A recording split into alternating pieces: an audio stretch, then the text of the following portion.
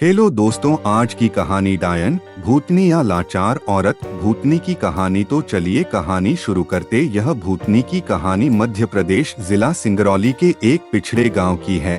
एक औरत जिसका नाम रज्जो था, वो गांव से बाहर जंगल जैसी जगह में अकेली रहती थी। रज्जो के पति ने उसको छोड़ दिया था क्योंकि रज्जो पर उसके ही बच्चों को मारने का आरोप था। हालांकि यह बात कभी साबित नहीं हो सकी, मगर पूरा गांव उसको डायन, चुड़ैल और जिंदा भूतनी कहता था। दिन में तो कोई उसको गांव में घुसने नहीं देता था, और अगर वो घुस भी जाए तो उसको मारकर और गांव से घसीटकर बाहर जंगल में ही फेंक दिया जाता था। वो लोगों के आगे हाथ जोड़ती थी और खाना मांगती थी, मगर कोई उसको पानी भी पिलाने को तैयार नहीं था। गांव वाले तो यहाँ तक कहते थे कि यह चुड़ैल रज्जो रात में हमारे पूरे गांव में भटकती है, और अगर कोई व्यक्ति बाहर मिल जाए तो उसको अपने वश में करके जंगल में अपनी झोपड़ी में ले जाकर उसको मार देती है, और उस व्यक्ति का मांस कई दिनों तक खाती रहती है। एक दिन पास ही की कोयला खदानों का निरीक्षण करने और इन खदानों पर अखबार में लेख लिखने के लिए दो पत्रकार अनवर और सुदीप शहर से सिंगरौली के इसी गांव में रुकने आ गए, और उसी शाम रज्जो भी गांव में फिर से घुसने की कोशिश करने लगी। फिर हमेशा की तरह गांव के लोग रज्जो को गांव से बुरी तरह खदेड़ने लगे।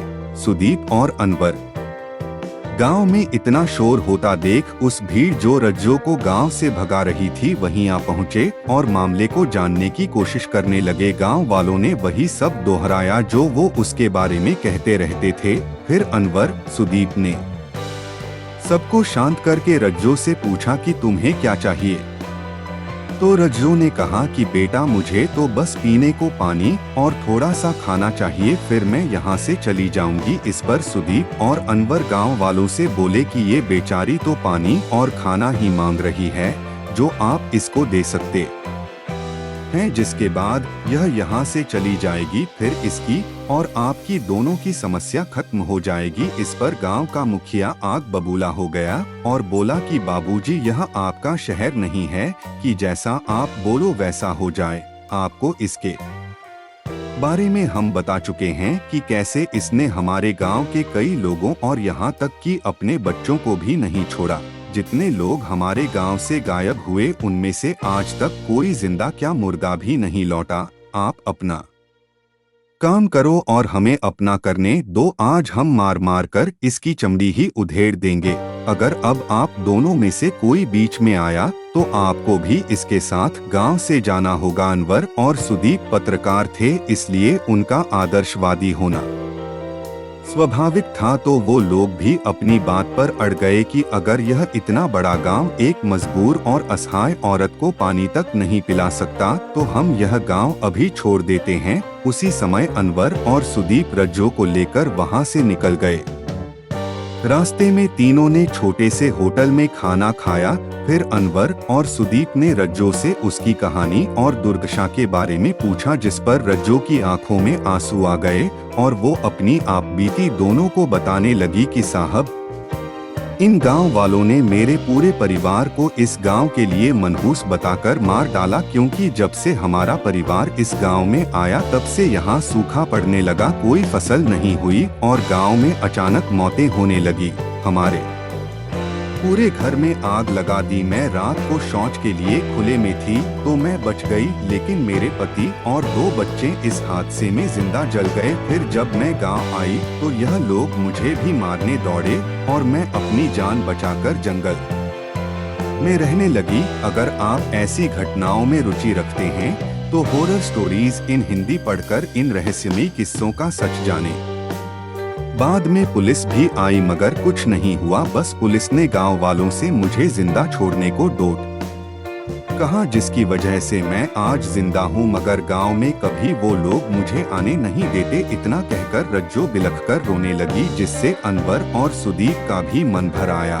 समय काफी बीत चुका था, इसलिए अनवर और सुदीप ने रज्जो को अपने घर जाने को कहा, मगर रज्जो ने पूछा, मैं तो घर जा रही हूँ, आप लोग आज कहाँ रात बिताओगे।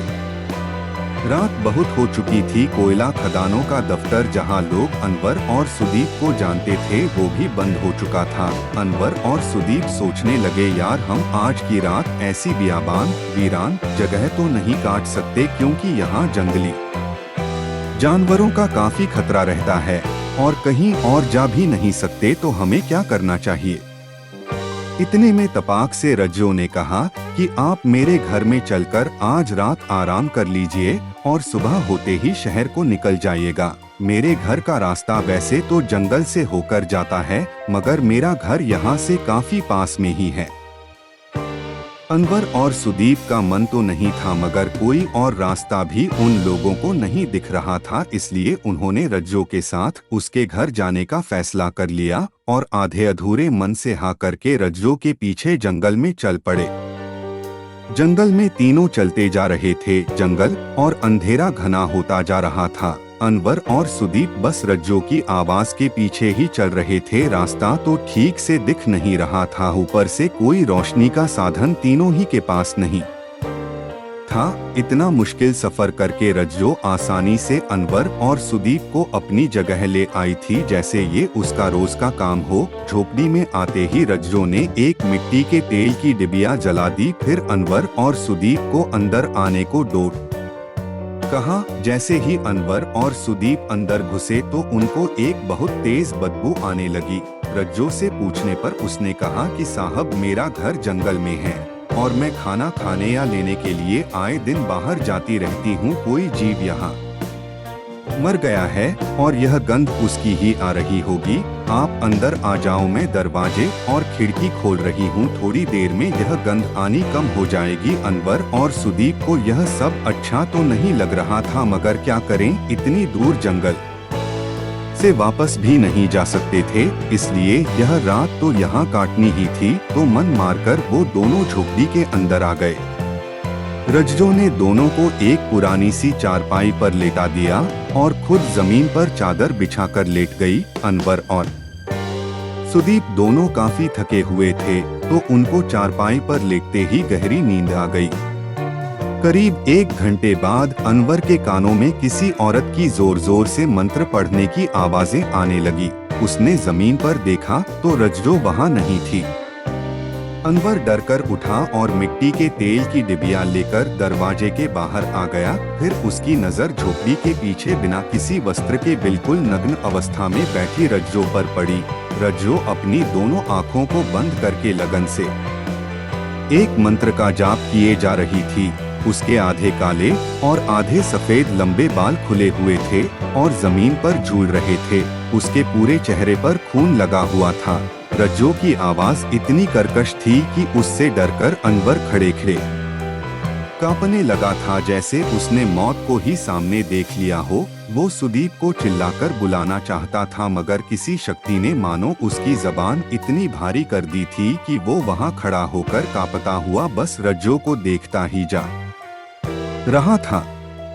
अनवर अब अंदर ही अंदर अपने परवरदिगार को याद करने लगा और यहाँ से निकालने की दुआ मांगने लगा। फिर जैसे कुछ करिश्मा सा हुआ और वो इस तिलिस्म को तोड़ने में कामयाब हो गया। उसके मुंह से जोरदार आवाज निकली, सुदीप भाग यहाँ से। इतना कहकर वो सुदीप को उठाने दरवाजे की तरफ दौड़ पड़ा, मगर सुदीप नहीं उठा तो उसने सुदीप के शरीर को जोर से हिलाते हुए उसको उठाने का भरसक प्रयास करने के बाद सुदीप उठा तो सही, मगर वो अपने होश में नहीं था और उसके माथे पर खून से कुछ अजीब से निशान बने हुए थे।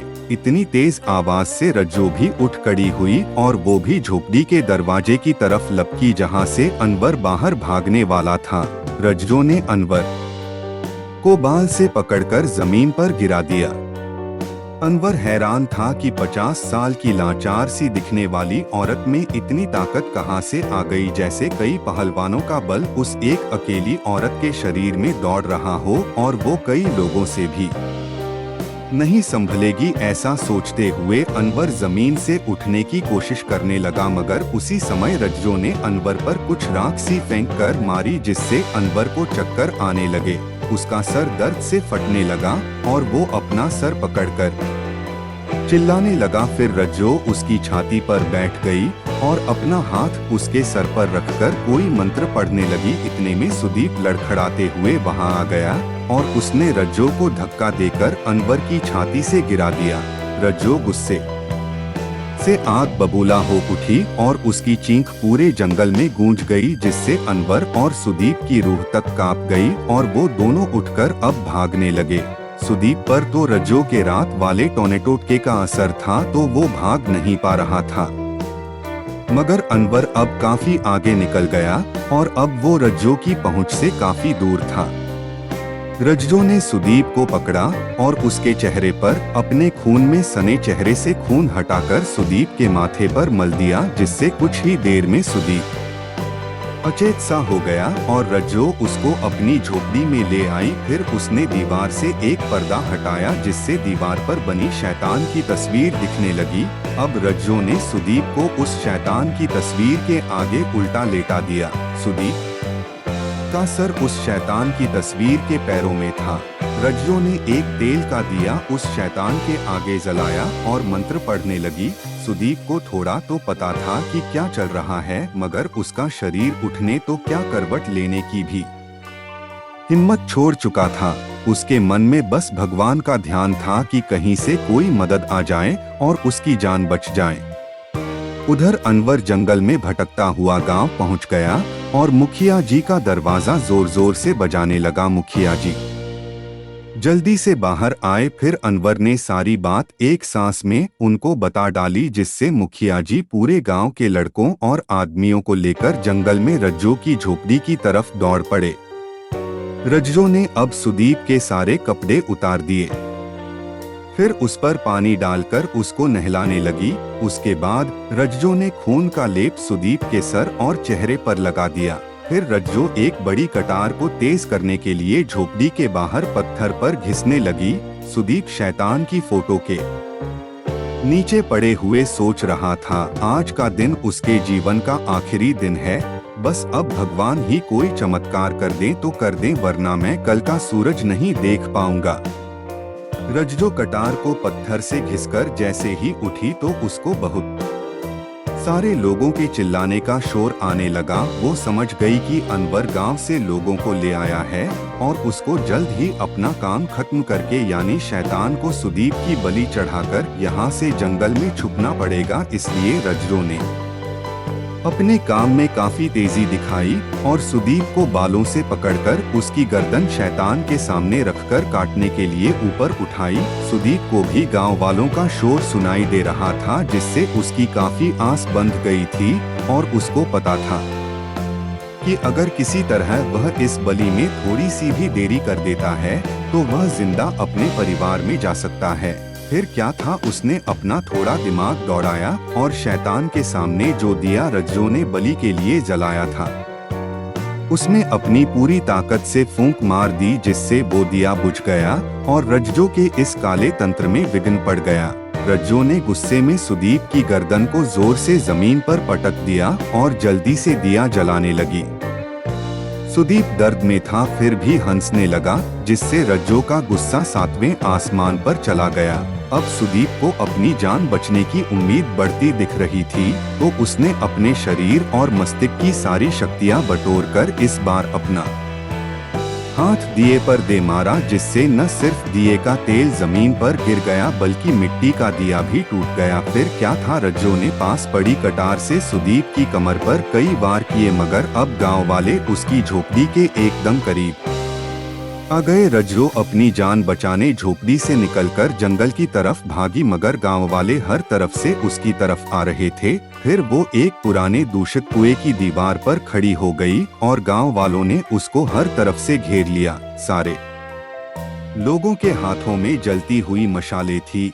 रज्जो को पता था कि अब वो बचने वाली नहीं है, इसलिए उसने एक शैतानी मंत्र पढ़ा और फिर सबसे बोली कि मैं मर तो जाऊंगी, मगर मेरे अंदर जो इतने सालों से जो भूतनी है वो जिंदा रहेगी और तुम्हारे गांव से बलि लेती रहेगी। यह कहकर वो उस कुएं में कूद गई और मर गई। फिर जल्दी से सबने सुदीप को बाहर निकला और उस झोपड़ी में आग लगा दी। गाड़ी से सुदीप को अस्पताल लाया गया और कुछ दिनों बाद वो एकदम ठीक हो गया। अनवर, सुदीप और सभी गांव वाले आज भी इस किस्से को नहीं भूले। सब जानते हैं कि रज्जो तो मर चुकी है, मगर वो भूतनी जो उसके शरीर में कई सालों से थी वो आज भी उसी कुएं और जंगल में अपने शिकार की बाट जो इंतजार करना रही है।